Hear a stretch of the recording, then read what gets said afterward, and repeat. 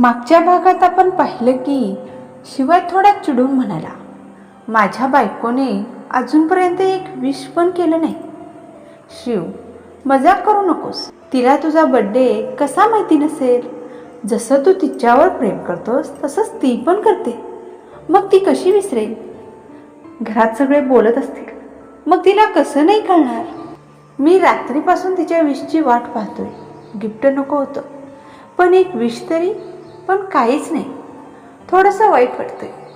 रोहन म्हणाला, कदाचित ती तुला सरप्राईज द्यायला बघत असेल. नाही रे, आधीही खूप वेळा असं वाटून मी फसलोय. आता काही अपेक्षा नाही ठेवणार.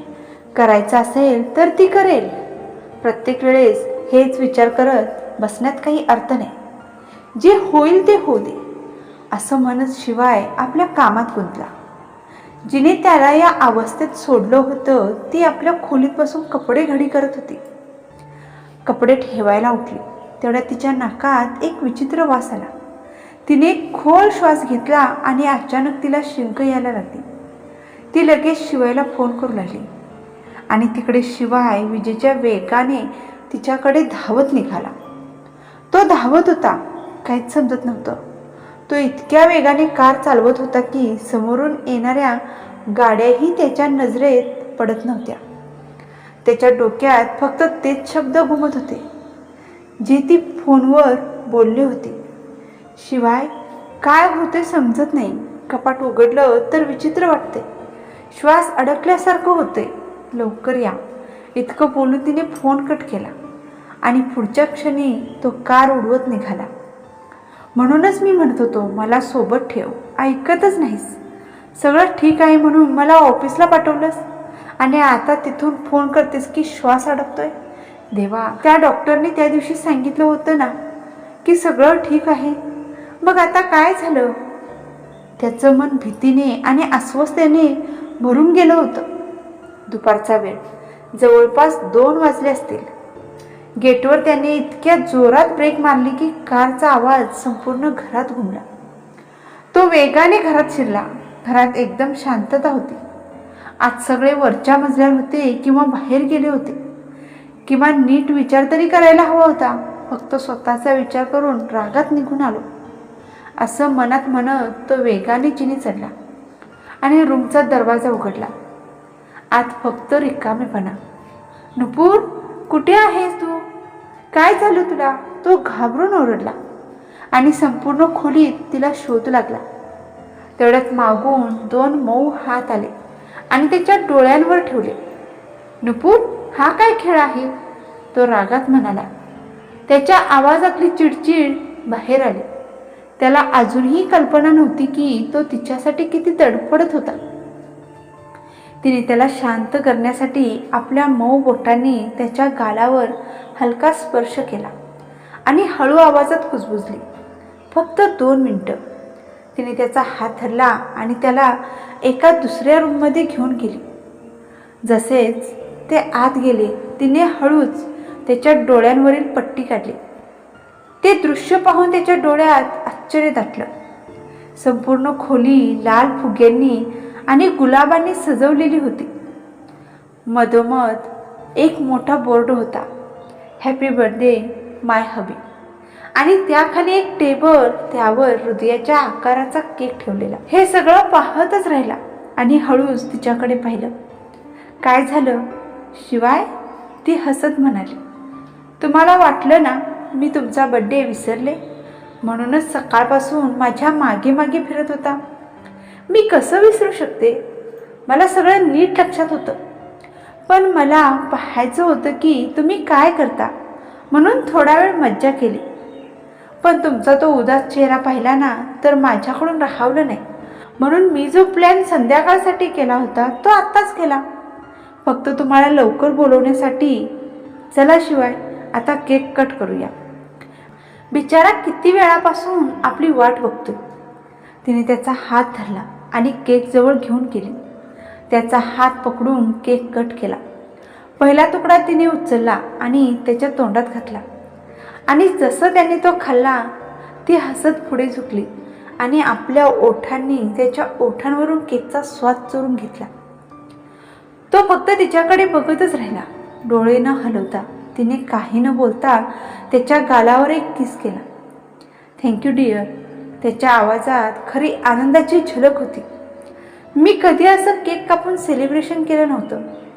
माहीत नाही का, घरचे दरवर्षी सांगायचे, पण मी नेहमी नकार द्यायचो. पण मनात कुठेतरी एक छोटीशी इच्छा होती की काश तू माझ्यासाठी हे सगळं करावंस. आज तू ती इच्छा पूर्ण केलीस. शिवाय आता असं फील करण्याची काही गरज नाही. सकाळपासून तुम्ही खूप उदास आहात आणि खूप जास्त फीलही केले. आता फक्त सेलिब्रेशन होणार. असं म्हणत तिने त्याला सोफ्यावर बसवलं आणि त्याच्याजवळ येऊन बसली. तिने त्याच्या बोटांना हलकं पकडलं आणि आपल्या कमरेमागे लपवलेली एक अंगठी काढली. ती अंगठी तिने त्याच्या बोटात घातली. आज नुपूरने लाल रंगाची साडी घातली होती. खोलीच्या सजावटीपेक्षा जास्त शिवाय तिच्या त्या सुंदर चेहऱ्यात हरवून गेला होता. ती अंगठी हृदयाच्या आकाराची होती आणि त्यामध्ये यश असं लिहिलेलं होतं. शिवाय फक्त त्या अंगठीकडे बघत राहिला. कशी वाटते? सुपर आहे. पण ही तू कधी घेतलीस? मी तर 2 दिवसापासून तुला बघतच होतो. तू तर बाहेर पण गेली नाहीस. काही प्लॅन करतेस का? माझ्या नकळत हे सगळं तू कधी केलीस? ती हसली. अरे, तुम्ही फक्त 2 दिवसापासून माझ्या मागे फिरत होता. मी तर आधीच घेतली होती. म्हणूनच तुम्ही माझ्या मागे फिरत होता आणि मला ते खूप आवडत होतं. म्हणून मी तुम्हाला अजून थोडं फिरू दिलं. अरे वा, मला न सांगता इतकं सगळं केलंस तू? खरंच? तो तिच्याकडे प्रेमाने पाहत म्हणाला. ती थोडी गंभीर झाली आणि हळू आवाजात विचारलं, शिवाय माझ्यासाठी इतकं खोटं का बोलताय? मला माहिती आहे की तुम्ही ही अंगठी आधीच पाहिली होती, पण आता असं दाखवत आहात की जणू पहिल्यांदाच बघताय आणि खूप एक्सायटेड आहात. फक्त मला वाईट वाटू नये म्हणून, बरोबर ना? पण माझ्यासाठी इतकं विचार करणाऱ्या नवऱ्याला मी फक्त इतकंसं छोटंसं गिफ्ट देईन का? तुमच्यासाठी खरं बर्थडे गिफ्ट हे नाही, काहीतरी वेगळंच आहे. ती त्याच्याकडे पाहत म्हणाली, माहितीये तुमचं खरं गिफ्ट काय आहे? असं म्हणत तिने त्याचा हात उचलला आणि आपल्या कमरेवर ठेवला. तिच्या या कृतीचा अर्थ त्याला लगेच समजला नाही. तो तिच्याकडेच पाहत राहिला. जो फक्त माझ्यासाठी जगतो तो फक्त माझाच विचार करतो. अशा माझ्या नवऱ्यासाठी मी जर ही छोटीशी सोन्याची वस्तू गिफ्ट म्हणून दिली तर ते योग्य ठरेल का? या जगात असं काही नाही जे तुम्हाला गिफ्ट म्हणून देण्यासारखं आहे. आणि जरी काही असलं तरी ते देण्याची माझ्यात ताकद नाही. म्हणून खूप विचार करून मी ठरवलं की जो माणूस माझ्यावर इतकं प्रेम करतो त्याला मी माझी सगळ्यात अनमोल गोष्ट देईन, माझं अस्तित्व. मी स्वतःच तुमचं बर्थडे गिफ्ट आहे शिवाय. हे ऐकून शिवाय आश्चर्यचकित झाला. हो, आता मी पूर्णपणे फक्त तुमचीच आहे. ज्या दिवशी तुम्ही माझ्या गळ्यात मंगळसूत्र घातलं त्या दिवशीच हे ठरलं होतं. तरीसुद्धा तुम्ही माझ्यासाठी, माझ्या शिक्षणासाठी, माझ्या स्वप्नांसाठी इतका वेळ थांबलात. मी जवळ असूनही तुम्ही तुमच्या इच्छा रोखून ठेवल्यात. जो माणूस माझ्यासाठी इतकं करू शकतो त्याच्यासाठी मी स्वतःला अर्पण करणं हेच योग्य आहे, नाही का? घ्या, हे गिफ्ट तुमच्या हक्काने स्वीकारा. इतकं म्हणत तिने त्याला मिठी मारली. तो क्षण दोघांसाठी खास होता. एकमेकांवरचं प्रेम, विश्वास आणि जवळीक, त्या सगळ्याचं सुंदर मिलन होतं. काही वेळानंतर ती हसत म्हणाली, हॅपी बर्थडे डिअर हजबंड. शिवायने तिला आपल्या मिठीत घेतलं. इतकं सुंदर गिफ्ट कोणाला मिळत असेल का? तो हसत म्हणाला, आता पुढच्या प्रत्येक बर्थडेला मला असंच गिफ्ट हवं. ती लाजली आणि त्याच्या छातीत चेहरा लपवला. आता खुश आहात ना शिवाय? तो हलका हसत म्हणाला, खुश? ही खुशी शब्दात सांगता येणार नाही. माझ्या आयुष्यात जी शांतता आली आहे ती कधीच अनुभवली नव्हती आणि त्यामागचं कारण फक्त तू आहेस. I love you so much. त्यांनी एकमेकांना घट्ट मिठी मारली. आता त्यांचं नातं आणखी घट्ट झालं होतं. तेवढ्यात फोन वाजला. शिवायने डोळे न उघडताच फोन उचलला. दुसऱ्या बाजूने आवाज आला आणि तो एकदम जागा झाला. तो आवाज राजश्रीचा होता. त्याने घड्याळाकडे पाहिलं. संध्याकाळचे 5 वाजले होते.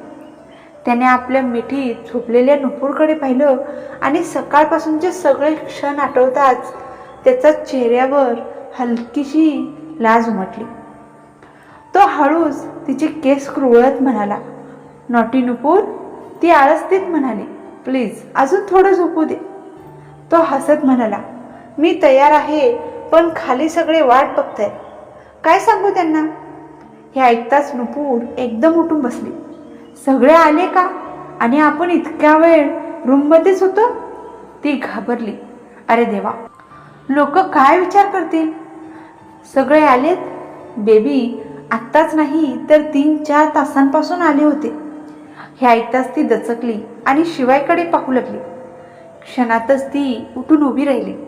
तो तिच्याकडे पाहत होता आणि हात पुढे करून तिला स्पर्श करणार इतक्यात, अरे काय शिवाय, इतका वेळ झाला.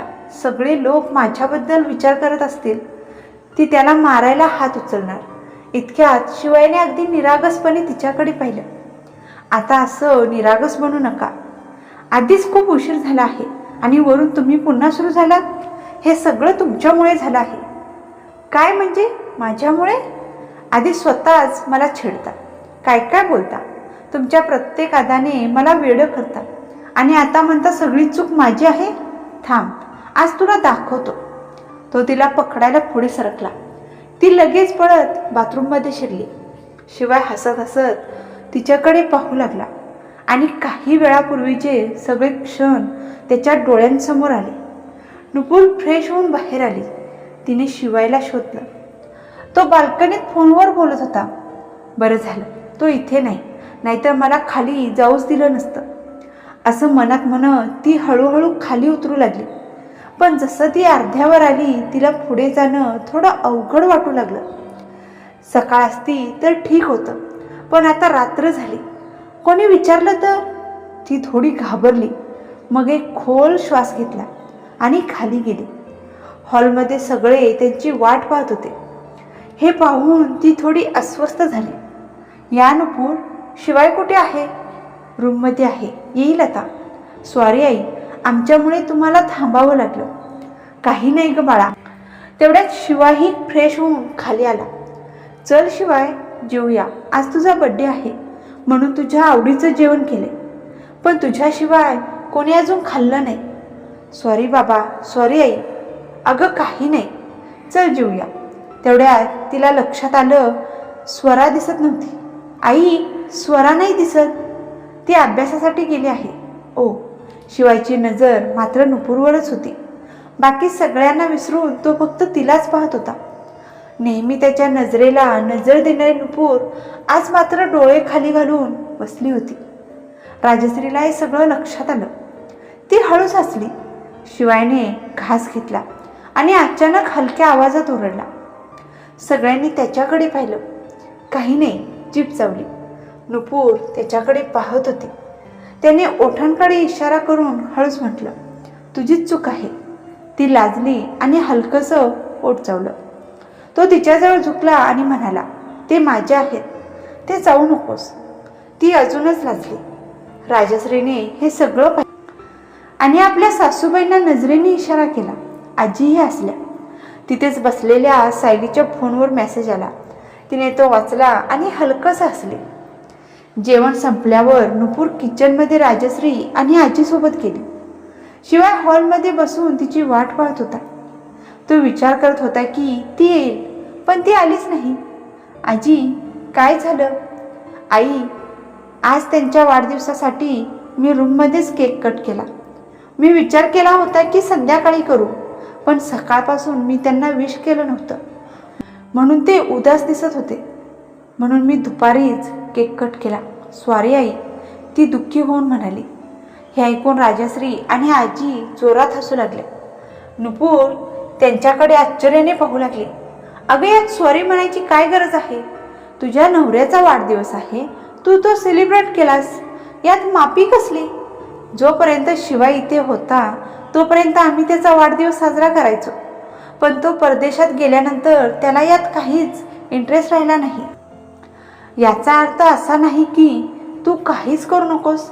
तुझ्या लग्नानंतरचा हा पहिला वाढदिवस आहे. तू तो जसा हवा तसा साजरा करू शकते. हे तुमच्या आयुष्यातले खास दिवस आहेत. यात आम्ही काय बोलणार? तुमच्या आनंदाचे क्षण वाया घालून जा.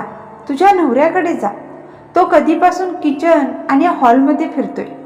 हे ऐकून नुपूर लाजले आणि तिथे न थांबता रूमकडे निघाली. शिवाय आधीच रूममध्ये गेला होता विचार करत, आता तरी ती माझ्या मागे येईल. पण ती आली नाही म्हणून तो थोडा नाराज झाला. त्याने मोबाईल घेतला आणि तिला मेसेज केला. नुपूरने मेसेज पाहिला आणि लाजून हसू लागली. मेसेजमध्ये लिहिलं होतं, माझी क्यूट पत्नी, तू नसलीस की मला सहन होत नाही, झोपही लागत नाही. ती काही उत्तर देत नव्हती म्हणून शिवायने अजून 2-3 मेसेज पाठवले. शेवटी तू माझ्या जाळ्यात अडकलीस. मी वाट बघतोय. दार उघडून आत ये. हे सगळं वाचून ती हसत होती. तिच्या या प्रतिक्रिया पाहून राजश्री आणि आजीही हसू लागल्या. बस, खूप गप्पा झाल्या. आता तुम्ही दोघं तुमच्या रूममध्ये जा आणि झोपा. उद्या कॉलेजलाही जायचं आहे असं म्हणून त्यांनी तिला प्रेमाने समजावलं आणि हसत हसत आपल्या रूममध्ये गेल्या. इथे नुपूरच्या हृदयाची धडधड वाढत चालली होती.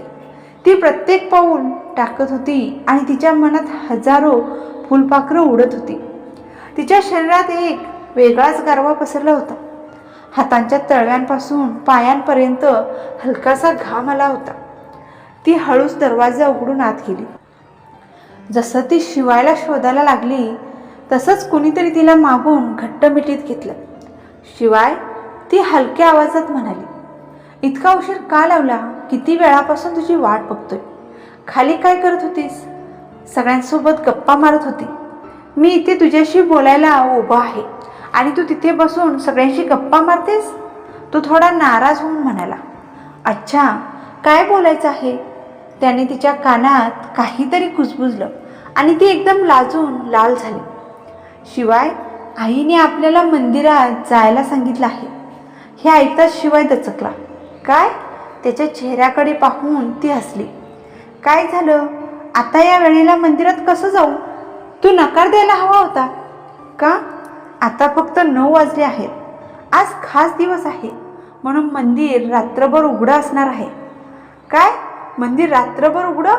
हो, आज तुमचा वाढदिवस आहे ना, म्हणून स्पेशल पूजा आहे. चला जाऊया. तुला खरंच मंदिरात जायचं आहे? तुला माझ्या फिलिंग्स समजत नाहीत का? तो थोडा चिडून म्हणाला. कुठले फिलिंग्स? तो तिच्या जवळ येत म्हणाला, मी काहीतरी चुकीचं करू शकतो. तिने लगेच त्याचा हात दूर केला. असं काही बोलायचं नाही. मंदिरात जाण्याआधी तो खोडकरपणे तिच्या जवळ आला आणि तिच्या ओठांजवळ गेला. शिवाय, शांत बसा, मी मंदिरासाठी तयार होते असं म्हणत ती आत गेली. शिवाय रागाने सोफ्यावर बसला. थोड्या वेळाने ती परत आली आणि त्याच्या बाजूला बसली. त्याचा चेहरा आपल्या दिशेने वळवला. काय आहे? तो चिडून म्हणाला. शिवाय, इतका राग का करतोयस? ती हळूच त्याच्या कानाजवळ आली आणि कुजबुजली. चूक करू शकतो? हे ऐकताच शिवायचे डोळे मोठे झाले. पण तू तर म्हणाली होतीस मंदिरात जायचं आहे. असं काही नाही. तू तर जायचं म्हणत होतीस. नाहीतर आई चुकीचं समजतील. आई म्हणाल्या होत्या की आपण उद्या सकाळी मंदिरात जाऊ, म्हणून त्या रागवणार नाहीत. हे ऐकता शिवाय थक्क झाला. म्हणजे खाली जे काही झालं, आपल्या गप्पा आईला सगळं कळलं, म्हणूनच त्यांनी उद्या जायला सांगितलं. मग आत्ताच मंदिराचं नाटक का करत होतीस? ती हलकसं हसली. फक्त गंमत करत होते. सॉरी. तिने मान खाली घातली. शिवाने रागाने तिच्याकडे पाहिलं, पण तिच्या निरागसपणामुळे तो फक्त पाहतच राहिला. तू जे केलंस त्यासाठी तुला माफ करणार नाही. तू म्हणाली होतीस पूजा करायची, तर आता मीच एक स्पेशल पूजा करणार आणि तू मला इतका वेळ वाट पाहायला लावलं, त्यासाठी तुला शिक्षा मिळेल असं म्हणत त्याने तिला आपल्या जवळ ओढलं. त्या रात्री दोघांनी एकमेकाच्या सहवासात वेळ घालवला. प्रेम, जवळीक आणि विश्वासाने त्यांचं नातं अजून घट्ट झालं. सकाळ झाली. आंघोळ करून तयार झाल्यावर प्रिया आपल्या सासूसोबत किचनमध्ये गेली. ती आपल्या नवऱ्यासाठी कॉफी बनवत होती. तेवढ्यात फुलासारखी खुललेली नुपूर आत आली. आज मंदिरात जाण्यासाठी तिने साडी नेसली होती. तिच्या चेहऱ्यावर एक वेगळीच चमक होती. अनुभवी महिलांना लगेच सगळं समजलं. प्रियाला आजची नुपूर थोडी वेगळी वाटत होती. आत्तापर्यंत ती तिला ओळखत होती, पण आज तिच्यासमोर उभी असलेली नुपूर पूर्णपणे वेगळीच भासत होती. पुढे नुपूरच्या आयुष्यात काय होणार आहे हे आपण बघणार आहोत पुढच्या भागात. आजचा भाग तुम्हाला कसा वाटला हे कमेंट करून सांगायला विसरू नका. आणि चॅनलवर जर नवीन असाल तर सबस्क्राईबसुद्धा करा. भेटूया पुढच्या भागात. तोपर्यंत धन्यवाद.